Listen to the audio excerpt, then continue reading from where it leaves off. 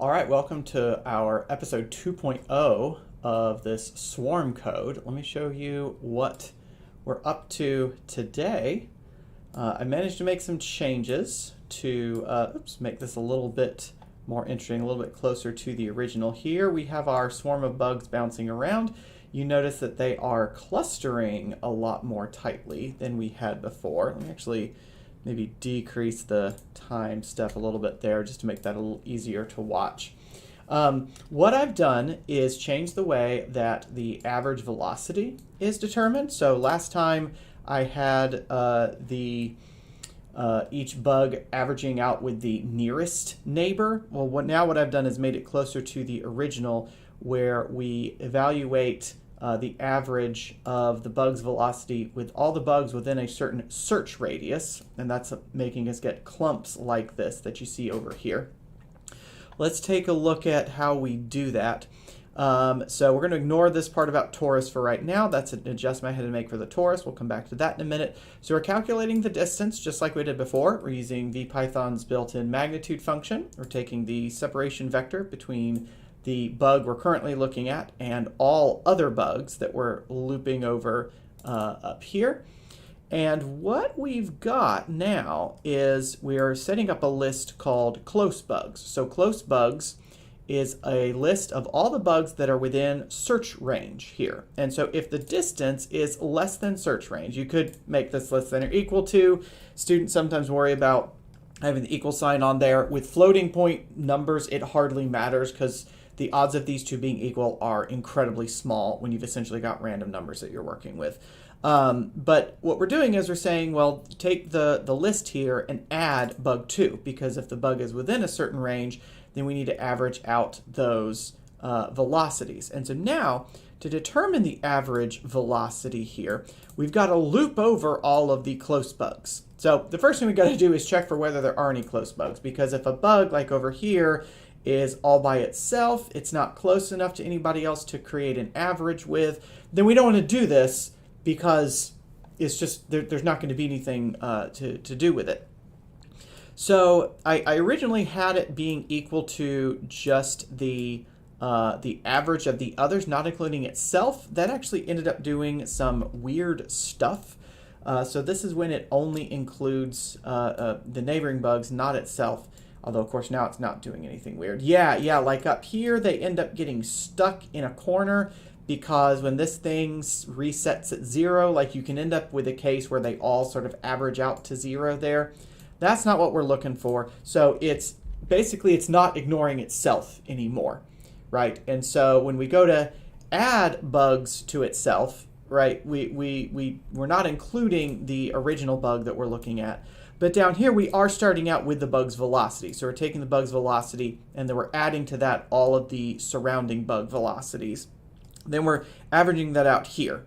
So this is not what we traditionally think of as an average. We usually think of average as being divided by the number of them. But we're already normalizing it with this hat and the speed here, right? So that you don't actually need an average. You just need a summation. And then this automatically normalizes it. And so, yeah, we get much more clusters here now, right? Where it's not just, averaging out to all of, to the nearest neighbor. As soon as a cluster meets another cluster, they're going to tend to stick together. It's kind of cool how they rearrange each other when they bounce off the edges. The part that's weird right now that I haven't figured out how to address is they all seem to end up along an edge, you might notice. Like every time I run this, the long-term behavior seems to be that the bugs end up traveling along an edge of the cube.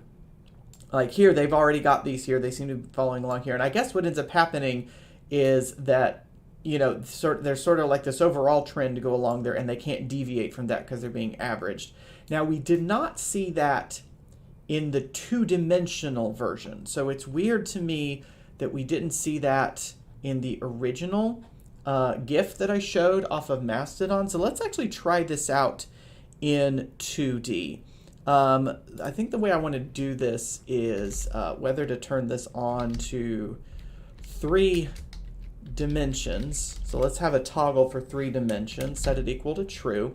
One of the cool things about Python is that when you use a true or a false, it stores that as a 1 or a 0, 1 for true, 0 for false. So you can do cool things like I can take the z here and multiply it by 3 dimensions. And so even though we've set up 3 dimensions as a true or false up here, if I multiply by it, when I multiply by 1, it leaves it alone. When I multiply by 0 or a false, it's going to turn it off. So like this should leave it the same. Yeah, that's all the same there. But what happens when I change this to false?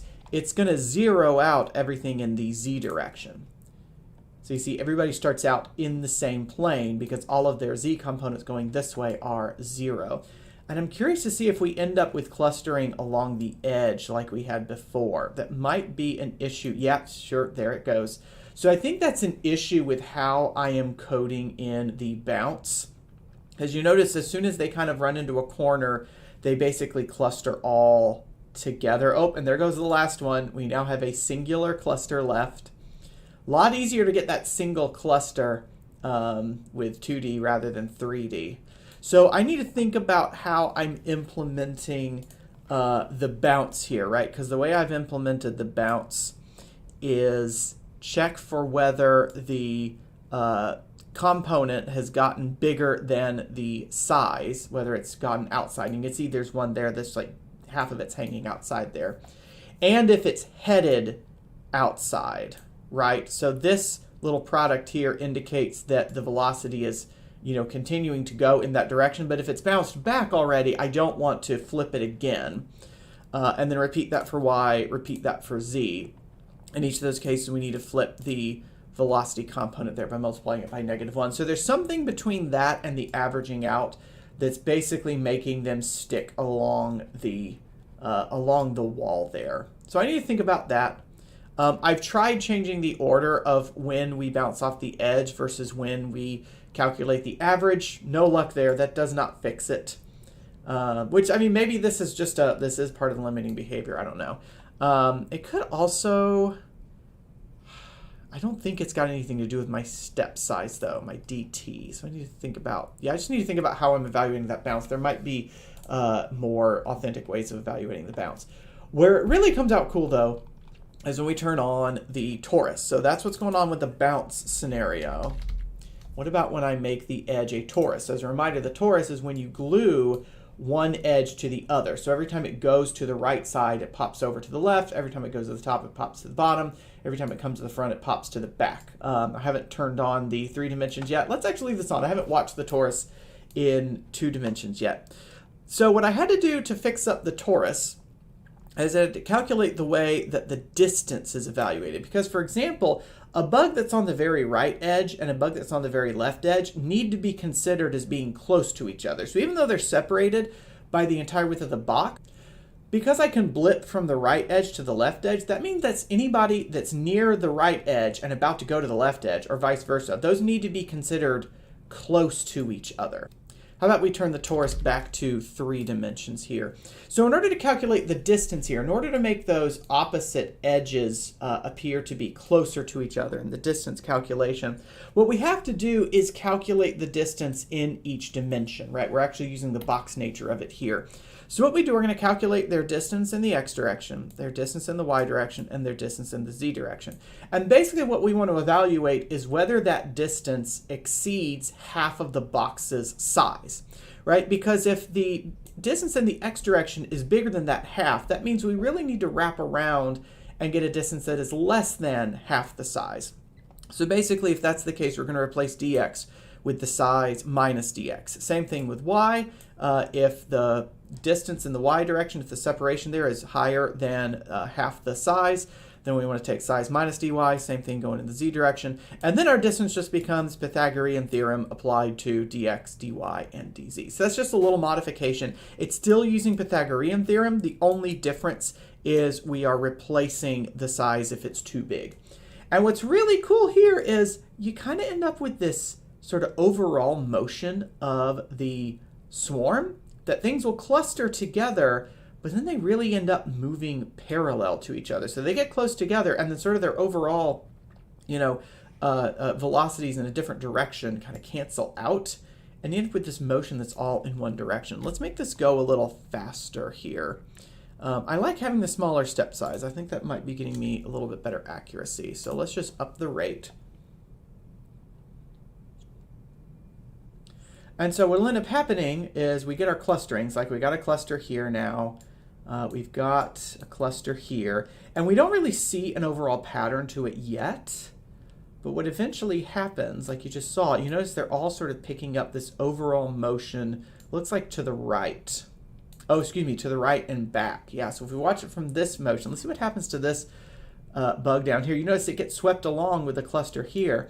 Eventually, all the clusters end up going in parallel directions, which I suppose makes sense because, you know, eventually anything that's going to collide together is going to stick together, but anything that's moving parallel is not going to collide together. And so what you end up with is all the clusters, all the sort of general directions that are not going to intersect with each other. It's only parallel motion that is going to survive. And so there must be some like overall motion in that direction that came out in the initial randomization, is what I'm thinking. So the way we might investigate that would be to add some graphs. So let's think about doing this. Let's make some graphs about the average velocity component in the x, the y, and the z. So let's think about average Vx graph. I'm going to use VPython's G-curve. So this is going to show me a graph. I need a color equals color dot, let's just make it red, and we'll give it a label of Vx average, and then we'll do the same thing with y and z. So let's do a y, and a z, do a y and a z, and then I need these to be different colors so I can tell them apart. Let's try blue, and we'll try green. All right, so I need to grab what the name of this is. And so then what I need is to plot. So the way you plot something, you say dot plot. I need to get the time. What are we calling time? We're calling time time, great, comma, Vx average. And now I need to actually calculate that, right? So what I'm going to do is say for bug in bugs, is that what we called it, or do we call it swarm? We called it swarm, excuse me. So for each bug in the swarm, we're going to take, what did I call it here? Vx underscore average plus equals this bug's, let's see, this is going to be the x component of its velocity, bug dot velocity dot x. And then we'll do the same thing. Let me get that up in your view a little bit better. We'll do the same thing with y, same thing with z, same thing with y, same thing with z. And then I need to initialize those things, right? I need to take this thing, start it out as 0, same thing with vy average, same thing with vz average. All right. I think that's good. I need to add 2 more plot commands. So we'll do vy and vz, do vy and vz. And if I'm right, we should see that those averages kind of level out, right? We should see them come into a nice little steady state there, if my interpretation of this behavior is correct. Let me just make sure I got XYZ, XYZ, XYZ, XYZ, XYZ. Great. All right, let's run this. So here's our graph. And you notice these are all shifting around. Basically each time, I guess that's each time a cluster forms. Or yeah, I suppose that's each time an averaging happens in a cluster. We get all these little adjustments. Again, these are the average. So this is the average in the x, the average in the y, and the average in the z. And what this has me thinking of, I wonder if this is related to random walks, right? Because the difference between a random walk in 2 dimensions and a random walk in 3 dimensions is that a random walk in 2 dimensions eventually crosses back to the origin. In 3 dimensions, it almost never crosses back to the origin. And I wonder if there's a parallel to that of whether these things end up, you know, clustering with each other all together, or whether they end up on parallel tracks. Because like I said, you don't see this, I don't think, in the 2D version. Yeah, so you notice these have all ended up basically being parallel to each other because like these things are basically, yeah, they're moving parallel. So I guess another thing I might like would be to get the standard deviation of each of these. Actually, no, I don't even need standard deviation. I just need maximum and minimum to get an idea of the spread. So let's see here. So let's instead of velocity components, let's say velocity component statistics. Let's start calculating a few other things here. Let's get their maximum value and their minimum value. X minimum, Vy minimum, Vz minimum. All right, so when you're doing a maximum and a minimum, you always want to start the maximum out very low, so we need this to be negative speed. And you want your minimum to start out as a large value, so positive speed. And what I'm thinking is we also, for each of these bugs, take Vx minimum equal to the minimum of Vx min, comma, this bug's velocity's x component. Do the same thing with, what's it called, Vy and Vz. Y and Z, Y and Z. And what I'm thinking about now is, if my thinking is correct, that these folks are all sort of collapsing down on the same values, we should see the minimum and the maximum all kind of converge onto the average value here. So let's do the same thing with maxes now. So now I replace all of the maxes, or excuse me, all the mins with maxes. Max, max, max. Okay. Now I need 6 more copies of the plot command, because now I need this to be minimum, minimum, and then 3 maxes. I think that's leaving your screen there. There we go. All right, and then I need to do the same thing here. This needs to be min, min, min, max, max, max, and now I need, that's the same names there, right? Yeah, min, min, min, max, max, max, min, max, min, max, min, max. All right, cool. Now I need to make graphs for these things. I'm not going to bother making labels for these new ones because we'll use the same colors, right? So I'm not going to bother with labels. And in fact, what I'll do is get rid of the AVG on here just for the sake of displaying. Because if I use the same colors, like I can tell which is min, which is max, and which is the average, because they're literally they're literally the one on top, the one on bottom, and the one in the middle. Yeah.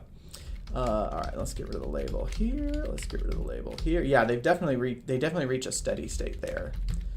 All right, let's see here. All right, last thing to do, I need maximum, maximum, maximum. And so I don't need labels on these because VPython can keep track of them based on the variable name I gave them. So what we should see is basically an envelope of green, an envelope of red, and an envelope of blue that converge together. So like right now, blue is pretty heavily separated, red is pretty decently separated, but green is getting closer together. Yeah, sure enough, green averages out to nearly 0. But you notice blue's average is actually trending up a little bit. Oh, I only see 2 blue lines. I only see 2 red lines. Why would I only see 2 lines for each? Did I goof something somewhere? Average, time, comma, Vx min, min, max, max, max. Min, min, min, max, max, max. Oh, whoops. I see my problem. I didn't replace these mins with maxes. There we go.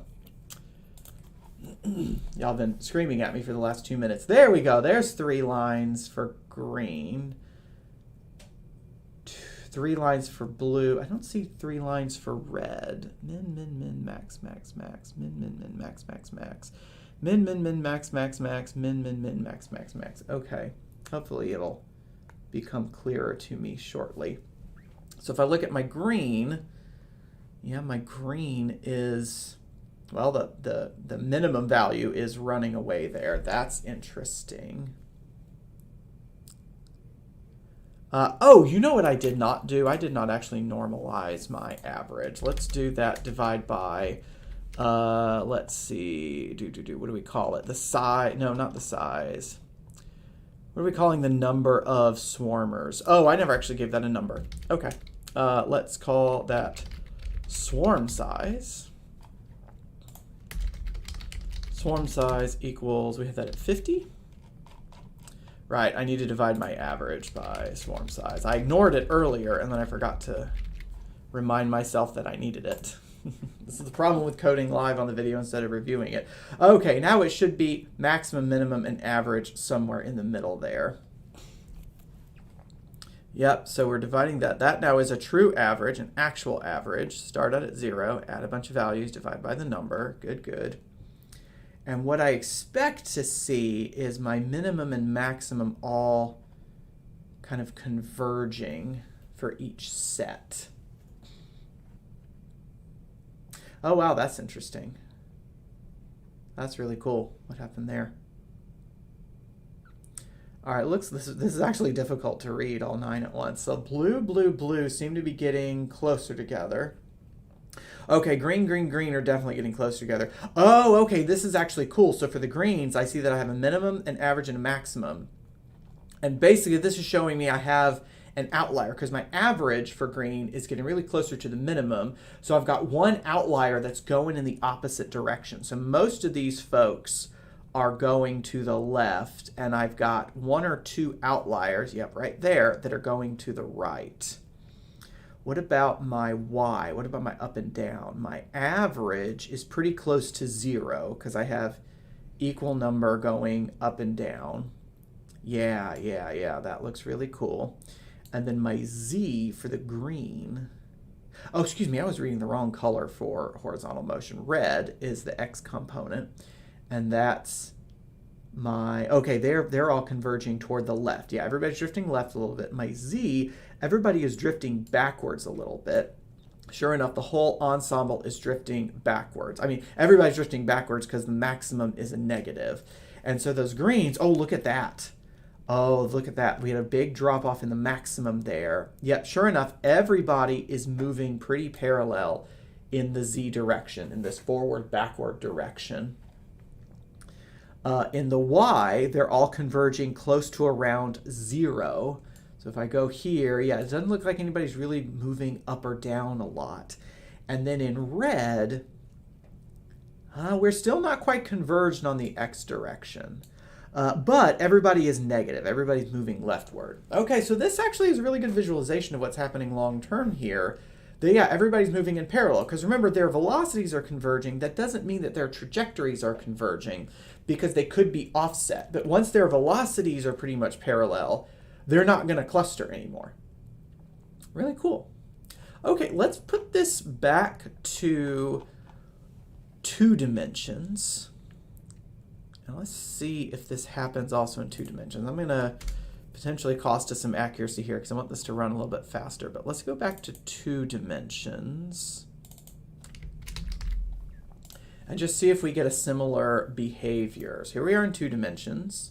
Oh no, we actually do. We get the parallel direction there. Okay, so I was mistaken about my analogy to random walks. Yeah, I suppose that makes sense. Oh, look at this. This one over here keeps flickering back and forth between the 2 sides. Yeah, no, that's really cool. Okay, so you see how those converge together really quickly. All right, let's try 3 dimensions faster now. I just want to see what the graph ends up doing. Yeah, I suppose you can expect this to take longer in 3D because there's more, I mean, there's literally more space for them to avoid each other in. But now we're getting pretty close. That's pretty cool. All right, let's put this back to the bounce. Let's see if we can get any insight into what's wrong with my bouncing here in 3D. Okay, so this is interesting.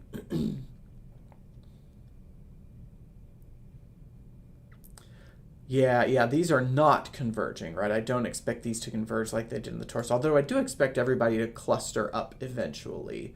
So this convergence is a lot less smooth, it looks like, because of the bouncing, you know, making us exchange positives and negatives here. But eventually they do all cluster together. Oh wow, there's actually some weird crossover going here. That's interesting. Okay, well, I'm going to take a look at the way I've implemented the bounce here. I might see if there's a cleaner way to do a bounce off of edges, but I'm really happy with how things are behaving here in this 3D and the analysis you can get out of the graph here.